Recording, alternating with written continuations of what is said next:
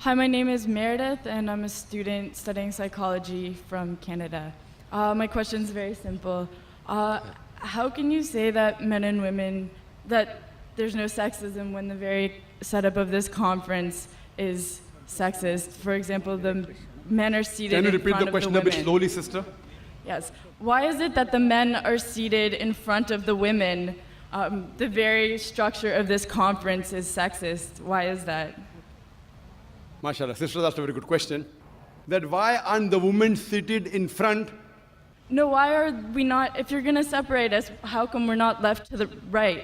Correct. Why is one in front Sister, of the that's a very other? good question. That why are the women, if you believe in equal, why not left and right? Why not? It's a very good question, sister. Because the Quran says in Surah Nur, chapter number 24, verse number 30, say to the believing man that he should lower his gaze and guard his modesty. Whenever a man looks at a woman, any brazen thought comes in his mind, he should lower his gaze. Now, if the women are sitting on my right, I will only have to speak looking on the left. You know, because I cannot look at them. Yeah, I can look at everyone. Sister, I cannot see your face also from here.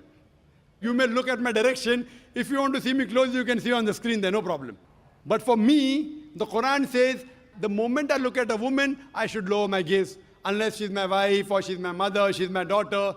And if someone says that someone looks at a woman and nothing happens to him, then he requires a psychiatrist. So if you were here, I would talk to you like that. So you'll tell me, what an ill-mannered man is this? You know, showing me his back.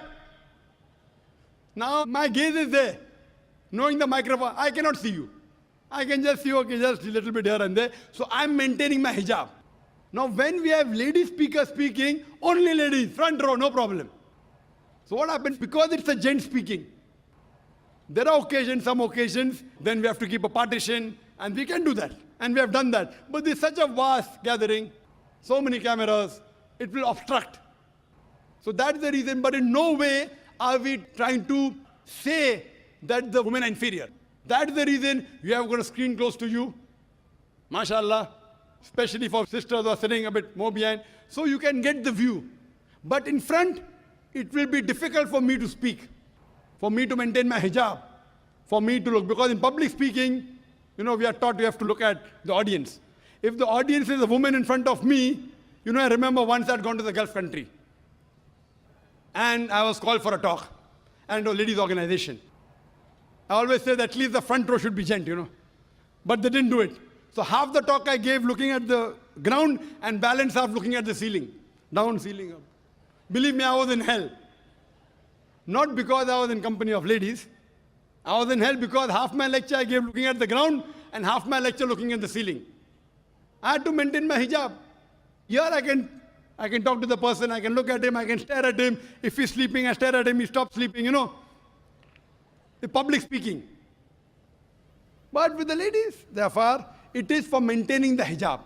So that's the reason, sister, it is not at all in any way trying to belittle them. And the reason we have given you one microphone instead of two, because we feel that the proportion is approximately 1/3, 2/3. That's the reason. But the moment last time when there were more ladies, we gave equal proportion. Hope that answers the question, sister. Thank you. Would you